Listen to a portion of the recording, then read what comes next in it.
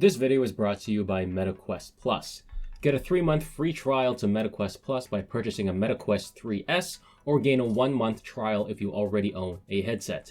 After that, it's just $7.99 US dollars or $10.99 Canadian a month. Get instant access to 25 plus titles with 2 more titles added every month with military shooters like Onward, fantasy RPGs like Asgard's Wrath 2, and sports games like football or mini golf. Check the link in the description down below. How's it going, and welcome to the unboxing of the Nuu B30 5G, a $289 smartphone with a Dimensity 750 processor, Full HD AMOLED screen, 5,000 mAh battery, and an 8 GB of RAM and 256 GB of storage as well. You can pause the video here if you want to take a look at which bands this phone supports and whether or not it's supported in your country, but otherwise, let's get started on the unboxing.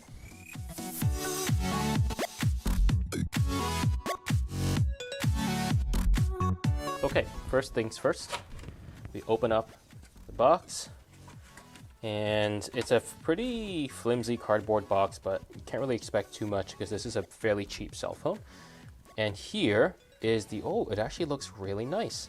What I'm gonna do is I'm going to put this aside first and look at what else we have inside the box. We have a SIM popper, we have a USB-C cable, we also have a power brick, and this power brick here is rated up to 30 watts, so quite impressive. And then we'll see what we have in here. Let's see, anything in here. And this thing comes also with some stickers, silica gel, a quick start guide, as well as a pretty cheap case. I'm gonna put that aside and take a look at the cell phone itself. All right, so I'm gonna peel this sticker off right now, and that is quite a nice feeling cell phone, quite impressive. So this is a metal back, full metal. It feels quite nice. It's gunmetal gray. I forget what the actual name of this phone of the color is, but it's got the new logo. You've got triple cameras here at the back with an LED flash. I believe that in the rear camera, you've got a 64 megapixel, an 8, and a 2 megapixel. And then here on the front, we have a 32 megapixel shooter up top. It feels really nice. So this is reminiscent of the older Samsung Galaxy S9 design where you have your curved edges, kind of like a waterfall, droplet waterfall design. I'll say it's a little bit outdated. Nowadays, most phones are square in terms of the edges, but we'll take a look at the rest of the phone. It also comes with a pre-installed screen protector, as you can see from right over there. And on this side, we have the power button as well as the volume buttons. On this side, we have nothing. And then on the bottom here, we have a USB-C port, speaker grills, as well as the SIM tray. And finally, on this side, we also have speaker ports on this one as well. Okay, let's turn on the phone and see what we got. Okay, so I've taken some time to set up the Nuu B30, and I gotta say, the more I use this phone, the more I like it. So, setting this up, it has an in-display fingerprint sensor, and it's actually very good. So it senses my finger every time.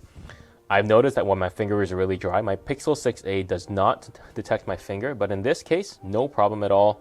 Put my finger there, works every single time. So very, very pleased with that.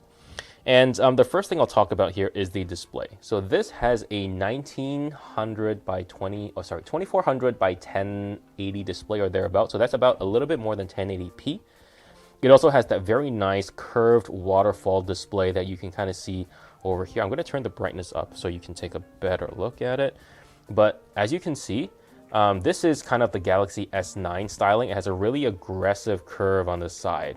So the aggressive curve makes it look really nice, I think. It really does give it a very beautiful look. However, I forgot how, not unusable, but can be annoying because when you're trying to swipe in from the side, sometimes your finger gets caught on the aggressive curve. So that's something that I haven't noticed for a long time because there haven't really been a lot of phones with such aggressive curves. The last one was the Elephone U Pro, which was, I want to say, like 5 years ago at the very least. But anyway, this display here, apart from the curve, which the curve makes it look very nice, very sleek, Usability goes down for sure because the curve is a little bit challenging for the finger. However, the display itself looks really nice. I'm going to turn the brightness down a little bit because I don't want to oversaturate this. But this is an AMOLED display. The colors are excellent. The refresh rate is also very, very good as well. So I'm going to go to developer options and just turn on the refresh rate here. And you can see that it's 120. So 120 hertz refresh rate, very smooth. You can actually feel it very well. And it drops to 60 when no one's touching the screen to save battery. All right, so I'm going to play this video that I usually play on all the phones that I test. And I gotta say that it actually looks really, really good. So I'm currently playing this at 1440p on the YouTube app. And you can see that not only is the clarity on the display excellent, the color saturation is also so good that at times I wonder if it is a little too slightly saturated, because you remember in the early days of AMOLED displays, the AMOLEDs were slightly oversaturated, and you do kind of see the same thing here. I do think that for the average user, the oversaturation actually will make people think that it looks better. I personally am ambivalent as to whether or not it's oversaturated, but it does have very, very vibrant colors. In fact, sometimes very slightly unnatural colors, but it does make the display really pop, and it catches your eye. So the next scene is going to be a very, very green lizard, and you can see how green and how saturated this is and how bright the colors pop as well. So all in all, I'm quite pleased with the display. The display looks very nice.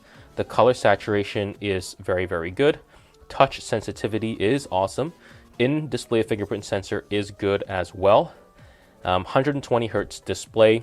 The only thing that I would say is a downside of this display is the maximum brightness at 500 nits. So definitely not very usable outside because of the maximum brightness. It could definitely do with more nits, I'll say, more brightness, because otherwise it's a little hard to see on the outside. And I'm going to show you what minimum brightness looks like as well. So the minimum brightness here is awesome. It goes very, very dark, which is very, very good, because there are other displays that don't go that dark as well. So overall, very pleased with the display here. The only downside really is the maximum brightness is not very bright. So next we're going to the sound of this device. So I'm going to play you this clip from Crab Rave, which has gotten quite popular for testing devices. So I'm going to play you this, and you're going to hear what I'm going to show you now. So I'm going to skip to the good part.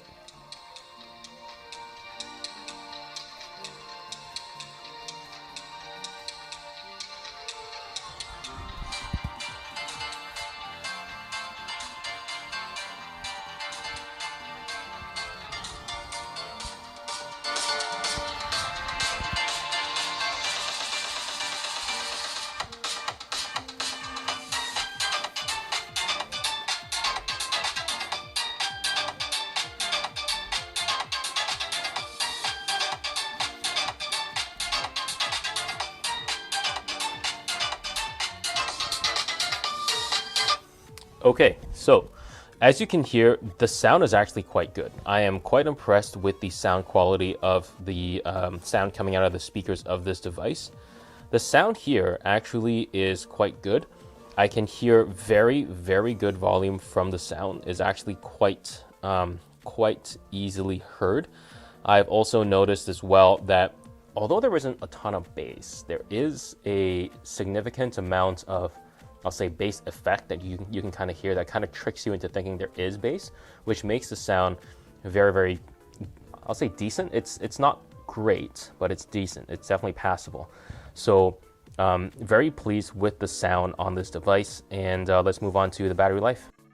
Let's talk quickly about battery life here. I haven't had too much time to explore the battery life, but from what I can tell, this will get you a full day of battery life. Currently it's at 68%. And as you can see, I'm currently about midway through the day. I installed a bunch of games. I used it to to browse the web, browse some Reddit, and play a little bit of Genshin Impact as well. This one also had a standby battery drain of approximately 3% over the course of 10 hours or thereabouts. So haven't spent too much time testing the battery, but from what I can tell, it will get you a full day of battery life. So this phone uses Android 14, the operating system, and as you can see, it is, I think, one generation old. I think we're on Android 15 now, but otherwise, software works great. Everything is super smooth, super snappy. This uses a Dimensity 7050, which is an octa-core CPU with a 6 nanometer process. But as you can see, everything is very, very fast. So I'm just going to show you. If I open up this, almost completely instant. Play Store, again, almost instant here. Reddit, almost instant. What else? We'll open TikTok and turn the volume all the way down. Almost instant. So everything here is very good. I'm very pleased with the speed of this device. This comes with 8 gigs of RAM, not 16. It's 8 gigs of real RAM with the possibility to use some of your storage as RAM, which usually you should never do. So 8 gigs of RAM, not 12. So performance, again, very, very snappy. No issues here at all. It also uses a very, very stock version of Android, which I very much like and appreciate. There are some tasteful additions to the settings over here. And if we look at the intelligence assistants, there's a couple of things that you can use here. For example, smart answer, gestures, 2 that I enabled, which is double tapping the volume down button to jump to the camera, lifting the phone to wake, one-handed mode, and double tap to lock, and flashlight shortcuts, and a couple of other ones as well. Not too much quote-unquote bloat on this device. The only quote-unquote bloat is the new help that you can see here. Everything else is stock or something that I myself have added. So very, very pleased with the bloatware side of this. There's almost no bloatware compared to my Moto Razr. So much bloatware on that piece of crap. Anyway, so far very pleased with the software. You won't be disappointed with the performance. In fact, this feels snappier than my Moto Razr, which has a Dimensity 7300X, which is a 4 nanometer process. It's even newer than this, and it still feels faster. Still feels slower. So again, very pleased with this, and I'm gonna play some games to show you what it's like. Okay, and this here is Genshin Impact. You can see that in this case, Genshin Impact runs fairly well. It is a Dimensity 750 chipset, so we are in a slightly lower resource intensive area because it is the tutorial part.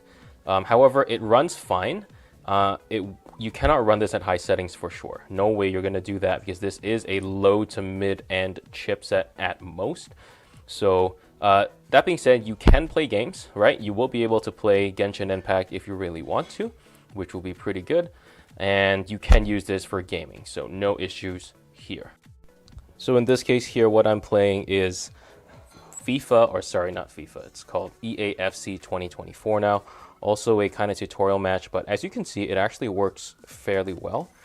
And you're not going to be playing this at maximum graphics. So it does play decently. So if you lower the graphics, you're definitely going to be able to play this on the Nuu B30 5G. So overall, pretty happy about it. The last thing I want to talk about here is the connectivity. This does have a pretty decent 5G connectivity, so I'm just going to show you the back of the box again. So as you can see, the back of the box gives you a bunch of LTE bands and a bunch of 5G bands. You can see that currently I am getting 5G here in Canada. I do recommend that you pause the video if you want to take a look at any of these bands to see if they work with your carrier. So connectivity is pretty good. Bluetooth and Wi-Fi both work well, and GPS as well, so no issues there. All right, so the part here that I am not disappointed in, but I kind of expected, was the camera. The camera on most Chinese / non-branded phones aren't the best cameras that you get, right? So if you get good lighting, you're not moving too fast, this will take respectable photos. But once you start moving your camera too fast, or you start getting into low light situations, the camera quality starts degrading a lot, which is disappointing, although I didn't expect anything else rather than other than that. Just know that this camera is capable of 4K as well. So it seems like the new breed of Dimensity chips are capable of shooting in 4K if you're getting a low to mid range, or I guess a mid-range Dimensity chip, which would be low to mid in this grand scheme of things. Decent quality, but again, low light and fast movements are the bane of this camera's existence. Alright, so what do I think of this phone? I think that this phone is actually a very, very good value for money, because this phone is about $290. That's before any sales or coupons or discounts that you might be able to get. $290 gets you a phone with a decent chipset. It's going to be passable for most things that you have. It's also going to give you very, very good connectivity around North America and around the world as well. You're getting a 6.7 AMOLED display, 120 Hz refresh rate. You also get your nice aggressive curves on the side, which makes it look very, very nice. You get 8 gigs of RAM and 256 gigabytes of ROM and 5,000 milliamp hours in terms of battery. The only weak point on this is the camera, but if you can live with those things, or if the person you're buying it for can live with those things, this is a great, great option. Okay, let me know what you think in the comments down below. Thank you so much, and I'll see you guys in the next one.